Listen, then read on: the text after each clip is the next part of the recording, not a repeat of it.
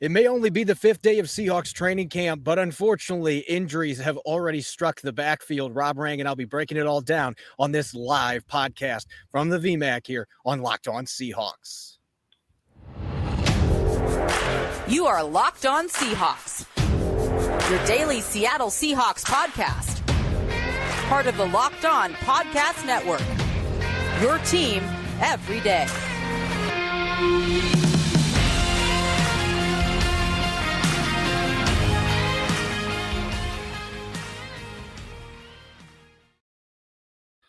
Greetings, 12. This is Corbin Smith live from the VMAC. A special thanks to all the 12, as always, for making Locked On Seahawks your first listen 5 days a week.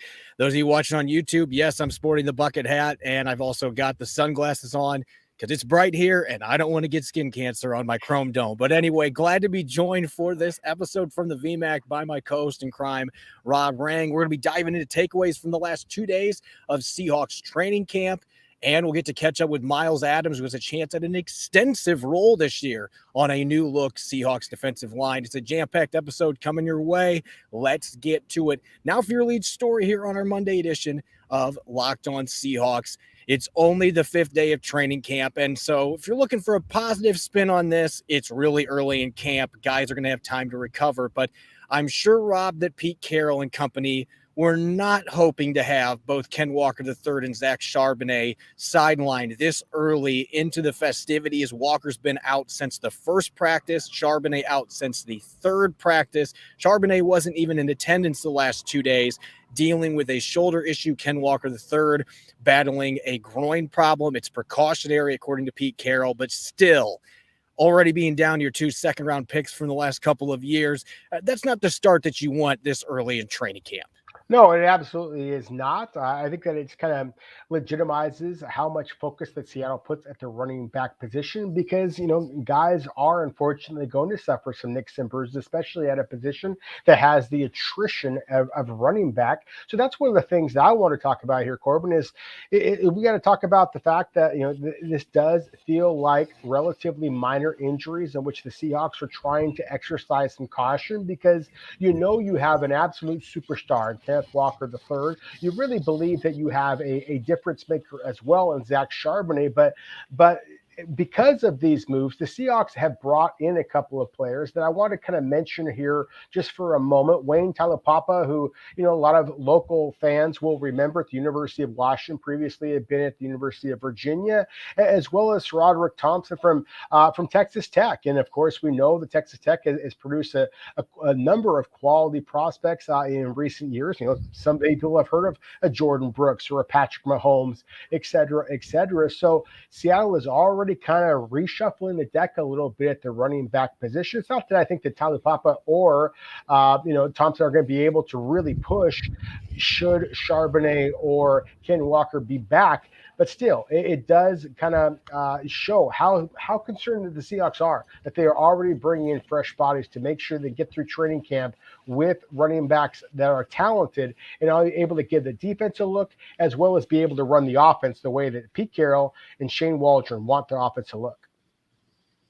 Yeah, they've had to do a lot of roster shuffling here because in training camp, you've got to have at least 4 healthy running backs to be able to do things the way you want. And they don't want Kenny McIntosh and DJ Dallas getting 99% of the reps right now, especially with the top 2 running backs being banged up. The last thing you want is McIntosh pulling a hamstring or DJ Dallas injuring something when you're already down those 2 running backs. So you need to have other guys that can step in and they can take those reps on the practice field. And for the record, I thought Thompson looked pretty interesting today. We're talking about a bigger running back that, quite frankly, I hadn't even heard of, but had a nice first practice today with the Seahawks. And Taulapapa, as you said, coming from Washington, a player that had over 800 rushing yards last year, caught the football really well for the Huskies. So these are 2 guys that have decent talent at the running back spot that can step in and they can give the Seahawks some valuable reps here while they're waiting for Ken Walker III and Charbonnet to come back.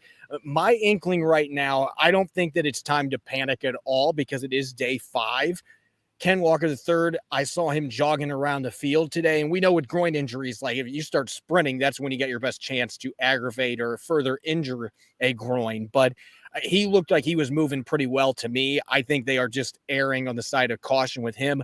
I'm more concerned about Charbonnet's situation just because he has not been here the last couple of days. I mean, maybe he's been here, just not out on the practice field, and they've had time to do MRIs or whatever else needs to be done to that shoulder, and yet it almost looks, and again, this is an assumption. This is not something that's been reported or told to me, but it does seem like this is a situation where maybe they are doing a second opinion potentially on this with him being out a few days. And it's an injured shoulder that apparently he just started feeling. It wasn't because he got hit or anything. And so that's kind of concerning to me too. But again, it is just the 5th training camp practice. So I think that it would be a little bit of an exaggeration right now to say that, oh no, this is a bleak situation. Ken Walker III missed time last year in training camp.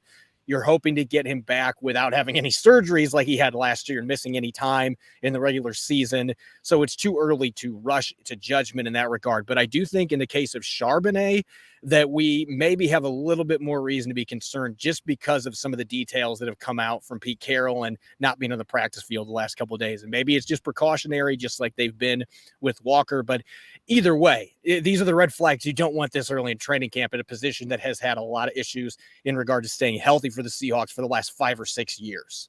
Yeah, especially when it's a player like Charbonnet, who it was a selection that a lot of Seahawks fans criticized when the Seahawks made that selection, made that pick. So I understand that. And Charbonnet is a very physical player. And we're talking about shoulder injuries at the running back position.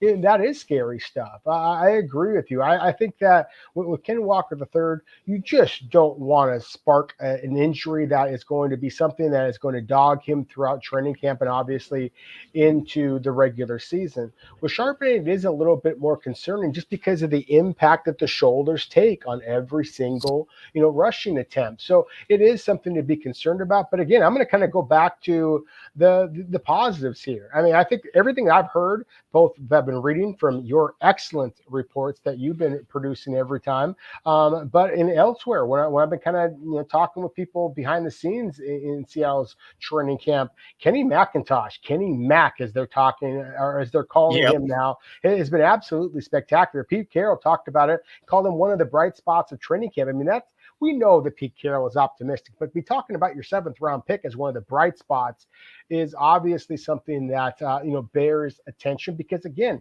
in my opinion, he was one of the top 10 running backs in this draft class. I know that you were even higher on him than I was, Corbin. So, Kenny McIntosh is a terrific player. And then, of course, you have the veteran of the group in DJ Dallas, who is as consistent as it gets in terms of what he is able to bring to the team. And then, again, Gerard Thompson and Wayne Taulapapa, I personally believe that they are both legitimate backs that can play in this league and are going to be just add that much more depth, that much more understanding. Both of them excellent receivers out of the backfield.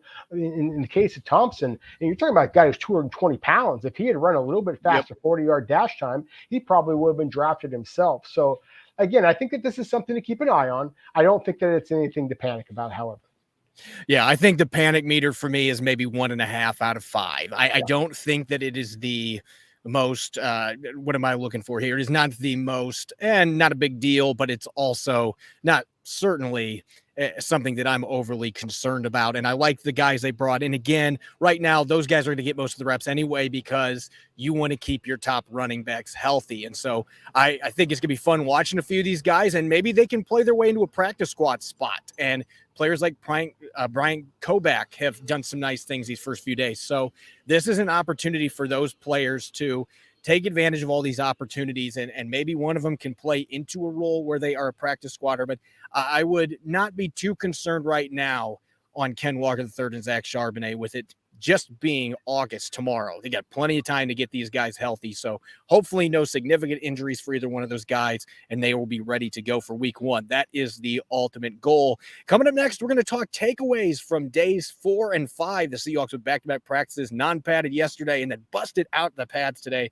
So we're going to have some fun stuff that we can talk about here on our latest edition of Locked On Seahawks. This episode is brought your way by FanDuel. Take your first swing at betting MLB on FanDuel. Get 10 times your first bet amount in bonus bets up to $200. That's right, just bet $20 and you'll land $200 in bonus bets, win or lose. That's $200 you can spend betting everything from the money line to the over-under to who you think is going to the first or going to hit the first home run. It's all on an app that's safe, secure, and super easy to use. Plus, when you win, you get paid instantly. There's no better place to bet on MLB than FanDuel, America's #1 sportsbook. Sign up today. Visit FanDuel.com/lockedon to get up to $200 in bonus bets. That's FanDuel.com/lockedon. FanDuel, official partner of Major League Baseball.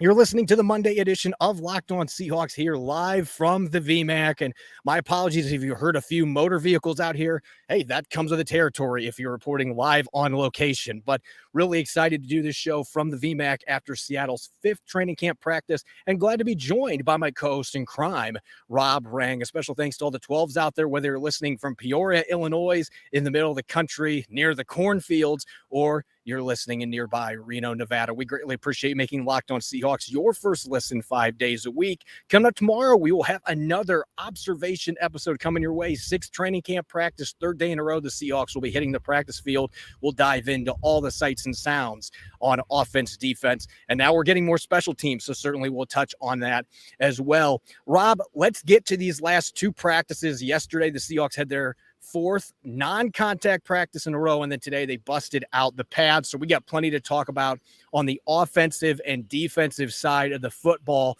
And I think when we're looking on offense right now, maybe it's not the sexiest thing to talk about, but I think we got to talk about the state of the offensive line, because it's clearly evident that we have a full throttle competition now breaking out at center. As for the other spot that we expected there was going to be a competition, though, right guard, it looks like the Seahawks already have a pretty good idea who's going to be starting in week 1 on their offensive line. Yeah, Phil Haynes is getting all the repetitions there among the starters. Even when he had to slide over to the left guard position with Damian Lewis kind of out for the day, then he was the starter there. And it was not the rookie Anthony Bradford that jumped in his place. It was Jay Curran. So, the Seahawks fans, of course, know Jay Curran and what he was able to demonstrate the right guard as well as right tackle positions. He's been a 4-year starter at right tackle in Cal. Senior Bowl executive Jim Nagy had told us that he was going to make the Seahawks roster a couple of years ago, and of course he has done so. So that is news in itself. Switching over to the center position, that is the matchup that you and I have been kind of talking about the entire time. Would it be the free agent addition Evan Brown? Would it be the rookie Olu Oluwatimi? Maybe even Hunt. Joey Hunt has obviously has more experience in Seattle's scheme than anybody else. It's been interesting to see that Seattle has rotated the veteran and the rookie at that starting position. I have been intrigued by the flashes that we've seen from Oluwatimi. I said, a couple of weeks ago that I really thought that the rookie would have to significantly outplay the veteran to be able to justify starting from the get-go, especially considering the Seahawks are going to start off against the Los Angeles Rams and some guy named Aaron Donald. But it does look like Oluwatimi has been up to the task so far. So again, this is a matchup that bears watching. But again, at that right guard position, it really does look like Phil Haynes has kind of started off really, really strong and looks to be the starter at that right guard position, which I do think is probably the best way for Seattle to kind of hit the ground running, so to speak, just because he has the experience that nobody else on that roster has in terms of starts at right guard. Yeah, and I think the most telling thing is when Damian Lewis was out on Sunday sick, that the Seahawks moved Phil Haynes over to left guard, and you would think, okay, this means it's time for Anthony Bradford, the 4th-round pick, to jump into the lineup and get his opportunity to the first team.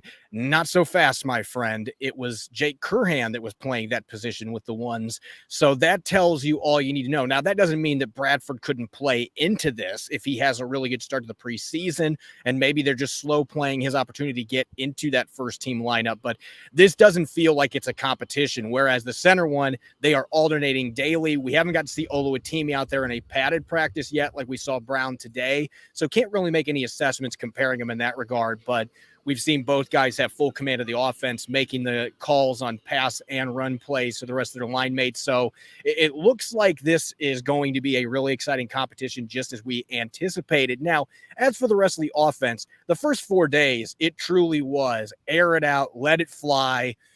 DK Metcalf, Tyler Lockett, D. Eskridge, Jackson Smith and Jigba, Cade Johnson, all these receivers racking up big catches, a bunch of touchdowns. You expect that when it's a non-contact, non-padded practice. But things really changed today, particularly in the red zone. Looking at Sunday's practice, Geno Smith threw 4 touchdowns in a 5-pass sequence in their red zone drill on Sunday, the non-contact practice today. A couple of drives in that segment, and Seattle did not score a single touchdown. In fact, they only got 1 play inside the 10-yard line. So with the pads on, the defense said, hey, we've leveled the playing field, and it showed out there a dominant red zone period. And really, at least for the first team defense today, it was a fantastic first padded day, seeing them fly around, and run game couldn't get to the second level. Bobby Wagner was talking about that after practice. He's like, I didn't have to do anything because the running backs weren't getting there. And I know that it's just one practice, but I think that's encouraging. We're talking about this defensive line, especially with all the changes they had. The running backs weren't able to get there. That speaks volumes to what they were doing in the trenches. So that was one of my big takeaways today in the first padded practice. Yeah, again, I have to agree with you. I think that Seahawks fans should feel pretty good about the offense. I mean, just have so much star power returning. You have so much familiarity with Geno Smith, Shane Waldron, the same basic offensive line as we talked about. Obviously, the additions at the receiver or running back position via the draft, it really should be one of the most explosive offenses. But again, this was the 30th ranked run defense in all of the NFL. You are not going anywhere if you cannot improve upon that. So it was very encouraging. As you mentioned, this was the first padded practice. You know, it kind of reminds me of the what I consider to be a great quote from former heavyweight champion of the world, Mike Tyson. He said, "Everybody's got a plan until you get hit in the mouth." You know, and that's the thing. Is like the Seahawks offense looked great until things got physical. And so that to me is encouraging, not discouraging. I want the defense to be ahead of the offense at this stage of the game. You know, in all the years that I've been going to the Senior Bowls, the East-West Shrine Games, the Hula Bowls, all these different all-star games, the offense traditionally has the advantage early on. But it's when the defense comes out and starts kind of hitting guys that kind of changes things. So to me, that's what's encouraging. I love the fact that we saw some splashy plays from guys like a Trey Brown or a Julian Love or a Draymond Jones. That Bobby Wagner, as you mentioned, was talking about. He didn't have to make plays because the defensive line was dominating. That's what they should be doing if you have the transition that Seattle is having the offensive line, where you are rotating different centers. You do have a right guard suddenly playing over at that left guard position, things like that. The defense should come through, and they are. Again, I'm sure there's going to be some people out there who want to see more touchdowns from DK Metcalf or Tyler Lockett or Jackson Smith and Jigba. I get all that, but it's very encouraging from a football perspective. You want the Seahawks to be competing for a Super Bowl, not just fantasy football statistics. Then it's critical that Seattle's defense plays better, and it certainly looked like they were playing better on Sunday and Monday's practices. Yeah, and there were some plays that were close for the offense. I don't want to make it sound like the offense was completely non-functional here in the red zone, but the defense ended up winning all the battles. DK Metcalf had a touchdown in his hands, but he couldn't get his feet down inbounds.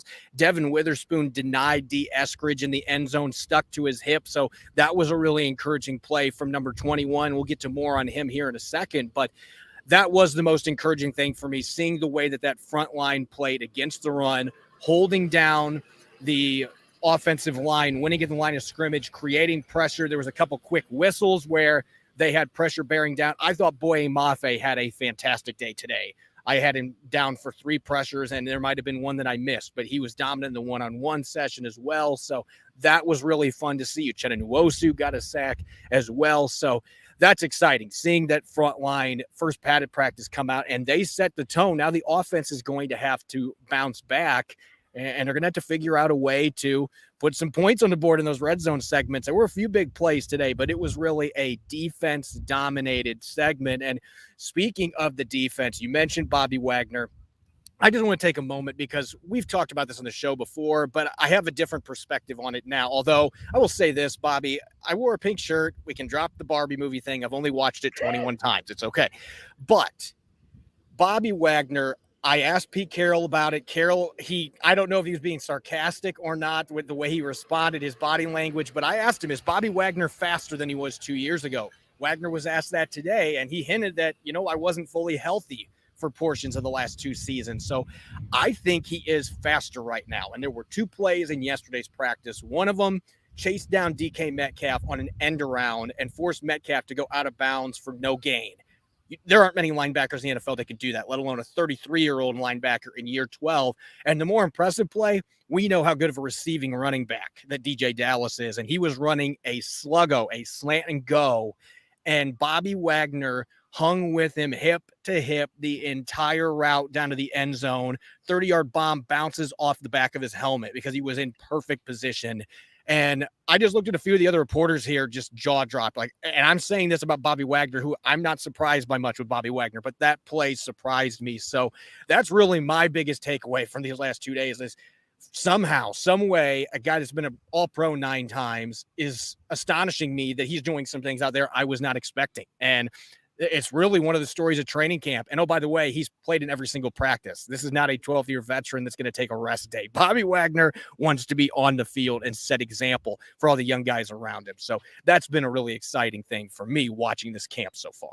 Yeah, it's one of the reasons why I'm super excited to kind of attend Seahawks practice on Tuesday. As you mentioned, today was the first day where Seattle was in pads. I want to see the day after the first day in pads. I want to see who is able to replicate the physicality that they demonstrated on the first day of pads and then bring it back on day 2. To me, those are the guys that really are the standouts, really have that toughness, that physicality, just that mindset to be great. Bobby Wagner has shown that throughout his entire career. I go back to, his pro day at Utah State because, of course, he wasn't able to work out at the combine and he ran the 4.4s. I mean, this is a guy who's unbelievable athlete, 12 years into his NFL career for him still to be able to run the way that you just described with, being able to carry that sluggo route is truly remarkable. And I'm going to kind of go back to the offense here real quick. To me, one of the most exciting things that I have seen, I mentioned before Kenny McIntosh, but I got to mention the quote unquote other skill position rookie that really has been a standout so far. And that's been Jackson Smith-Njigba. I was lower on Jackson Smith-Njigba than a lot of people were in the pre-draft rankings prior to his electric combine showing where he really demonstrated his change of direction. That was unbelievable. We talked about that so many times. But to watch him be able to get open consistently against NFL cornerbacks, I mean, it's just his ability to get off the line of scrimmage, his ability mid-route to be able to change directions, get really good cornerbacks falling back on their heels, just be able to pluck the football, his ability to put his feet in the ground and be able to make the toe-tipping reception for a touchdown. I can't remember if it was today or on Sunday's practice, but it was a spectacular reception. It showed Geno Smith's accuracy and his confidence in the rookie. And then again, JSN's body control to be able to get his feet in rough. Those, to me, are some of the things that really have stood out on the offensive side of the ball. Again, along with the moves along the offensive line that really have been one of the big storylines so far from the offensive side of the ball throughout the first 5-6 days of training camp. One last thing that I want to touch on, Devin Witherspoon now has practiced 3 straight practices after ending his brief holdout. And there's been a lot of hoopla on social media. And I've had a few people say, hey, this is partially your fault because you posted the clip. Tyler Lockett is one of the best receivers in the NFL. And I posted a clip from one-on-ones today. It was a welcome to the NFL. It was a baptism moment for Devin Witherspoon. And he was in good position. Lockett caught the ball, and it looked like it was only going to be like a 7-yard gain and a curl, which is fine. You're going to lose some of those battles.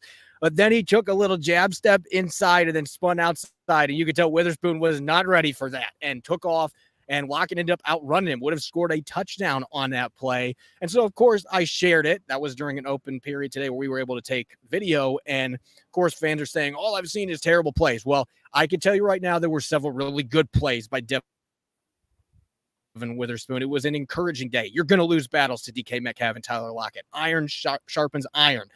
This kid had a really nice play against Eskridge in the end zone during the red zone period, came up and smacked Colby Parkinson on his short pass. So we got to see some of the physicality, even though he couldn't bring him to the ground. You could tell he wanted to. That's just the way this kid plays the game. And there were a couple other times where he had really good coverage on Jackson Smith and Jigba. He won both their matchups today. And people were looking at that clip I posted saying, well, if a better throw was made there, if Geno Smith doesn't throw that over Smith and Jigba's head, Witherspoon's at minimum going to get a pass breakup. He was in position to jump that route. So my point is, I did post a quality play from Devin Witherspoon today, so make sure that you are paying attention because he had a really solid practice. I'm encouraged. You're just going to lose some battles with the stud receivers that the Seahawks have. You're listening to the Monday edition of Locked On Seahawks here live from the VMAC. I'm Corbin Smith. Glad to be joined as always by my co-host in crime, Rob Rang. And a special thanks to all the 12s out there for making Locked On Seahawks your first listen 5 days a week. We greatly appreciate it. Let's shift our focus now back to the defensive line. And Rob, we've talked about it all off season. There are very few players back from last year's defensive line. Poona Ford's gone. Al Wood's gone. Shelby Harris is gone. Quentin Jefferson is gone. But one of the players that is not gone has been brought back is Myles Adams, and he's now in his 4th season. He was with the Seahawks for the tail end of the 2020 season. So this is technically his 4th year with the team. And aside from Brian Monet, who's out injured right now, he is the oldest, most experienced returning member. If you want to count Jaron Reed there, you can, but you have to remember he wasn't here the last 2 years. He is one of the vets now at 25 years of age, and he's had a really impressive training camp, a well-spoken young man. And, oh, by the way, I posted this on social media today, Rob. The Seahawks they gave up on average almost 40 yards less per game in the run game when Myles Adams had at least 20 snaps last year in 6 games. And, oh, by the way, their 3 best efforts, their 3 lowest rushing yardage totals all fell in those 6 games. And so this kid has really improved the last couple of years, leaps and bounds, And I think this is a great opportunity now with all the turnover that he can be one of those key pieces. I don't know that he starts for this football team, probably not with Draymond Jones and Jaron Reed, but I think he's going to play a lot of snaps and had a couple nice run stops today. He looks poised for a much bigger role in this defensive line and being involved in hopefully having much better run defense this year. Yeah, to me, Myles Adams is Seattle's best interior pass rusher. And I say that with all due respect to Draymond Jones, who I expect to start outside that defensive end job. And I, you look at Draymond Jones come off the season, which he had, 8.5 sacks, and Myles Adams doesn't have a single NFL sack in his career. But in terms of initial quickness, in terms of that kind of slithery ability to kind of penetrate gaps, I think that Myles Adams is really kind of a difference maker in terms of, again, as a pass rusher. I don't know that he has the size and physicality really to be a dominant run stuffer, but I do believe that Seattle has the girth and Jaron Reed and Cameron Young to be able to kind of hold up at that spot. What I'm intrigued by is, again, what Myles Adams and Draymond Jones, that combination inside might be able to provide the Seahawks in terms of long distance passing downs, where Seattle really struggled the last couple of years. So I think that the maturation that we've seen from Myles Adams, to me, is one of the really exciting elements of this young Seahawks team. Everybody knows about all the flashy rookies, but it's a player like Myles Adams who is a veteran, despite only being 25 years old, and who absolutely feels like he's on the upswing of his career. That, to me, makes him one of the most fascinating players on the defensive side of the ball.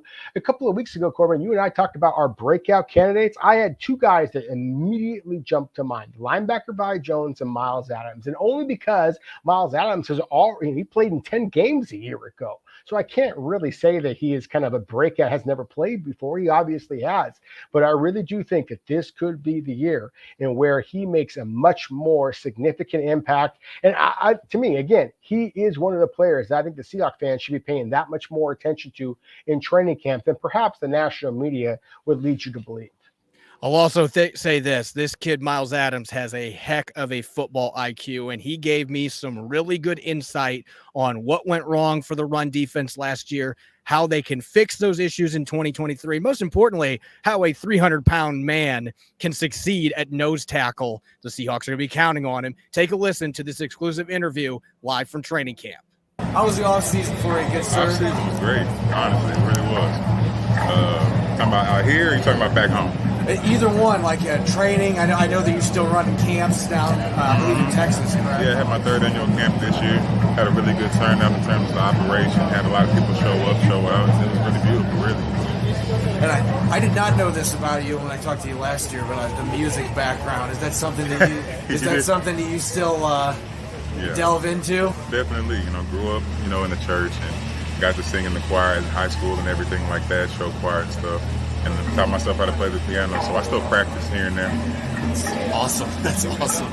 Last year you got to play the most snaps in your entire career, and especially late in the season, took on a bigger role for the defensive line. Looking back at the film, what were some things that stood out that you were excited about, and some things you're like, hey, that's where I need to really work this offseason? I think my first step is definitely my best attribute. I think the knowledge of the game slowed down a lot this year, and I saw it last season as well, learning the key reads and everything like that. And I think I need to make sure I get better with my consistency and technique and just overall communication with the rest of the defense. Take the next step. Last year, the run defense struggled. I believe 30th out of 32 teams. It just didn't come together last year. There were some good moments, but it was inconsistent. When you look at how the group played as a whole, what do you think was the biggest thing that plagued the run defense? In my opinion, it would be inconsistencies. When we were on, and when we were off, we were definitely off, and you can see that from the film and from the statistics. I would say it was more so disciplining our gaps, our run gaps, because it takes all 11, and we got to make sure we have consistency and execution. When we execute at a high level, it's hard to beat us. How much do you think that had to do with some of the scheme changes? Because you guys had a lot of players coming back from the previous couple of years when the run defense was in the top 5 or 6 in rushing yards per game, and then suddenly there's that big drop-off. Yeah, we had a different changing scheme, and there was a little bit of learning curves and a little bit of hiccups here and there. But I don't think it's really the play calling. It's more so the execution. Coach Hurd can call in the defense, and if we do what we're supposed to do, we'll stop the run. Yeah, you add Draymond Jones, you get Jaron Reed back. How much does that help? I know Boye Mafe was telling me Jaron Reed in particular, just because of him being a 5-year vet that played here previously. How much is having a guy like that back in your room, and of course an athlete like Draymond Jones, how does that help with the run defense aspect? You see, Dre's my guy. I'm glad he came in, man. Dre's a cool dude. Very athletic, very quick twitch.